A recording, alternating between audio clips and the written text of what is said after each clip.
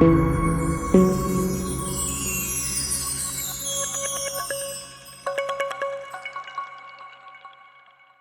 réécoute. Un jour, des gens de service secrets d'un pays occidental sont passés nous voir. Ils nous ont proposé des produits, 4 produits, pour mettre dans la nourriture et envoyer dans les zones où il y a des terroristes. Ces produits se mettent dans tout, dans les boissons, que ce soit la bière, la sucrerie, dans la cigarette, dans le riz, dans le lait, ça se met dans tout.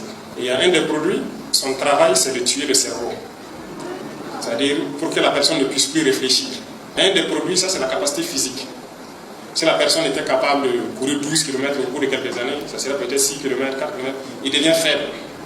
L'autre, c'est la somnolence. Et on a demandé le nom des produits. Ils ne nous ont pas donné. Et ils sont partis. Mais avant de partir, on les a demandé, est-ce que vous avez déjà expérimenté quelque part? Est-ce que ça marche vraiment? Sinon, pourquoi on va payer et puis faire ça? Ils nous ont dit que oui, ils ont déjà utilisé ça quelque part. En Afrique, quelque part en Asie également. Ils ont déjà utilisé ça plusieurs fois. J'ai dit, ouais, l'Afrique est foutue. En fait, ils utilisent ça déjà en Afrique. Regardez le noir. Il aime plus ceux qui l'ont agressé hier que lui-même sa propre personne. L'ethnie, la religion. Ces deux sujets ont toujours détruit l'Afrique. Regardez toutes les guerres en Afrique. On manipule par la religion, par l'ethnie. Et sur les réseaux sociaux, vous voyez, ça se manipule tous les jours. Son discours est trop fort. L'Afrique est un immense laboratoire d'expérimentation. Preuve historique. La CIA, dès les années 50 à 70, a massivement testé des produits similaires pour induire confusion, docilité, perte de mémoire, somnolence ou altération cognitive. Le but était le contrôle mental, le sabotage de leaders noirs ou de populations. Des tests ont eu lieu sur des civils à leur insu, y compris à l'étranger. Des documents déclassifiés le confirment, c'est réel. Je le disais déjà dans une de mes vidéos, il y a 4-6 mois. L'Occident n'a plus besoin de recoloniser l'Afrique par la force des armes conventionnelles, non.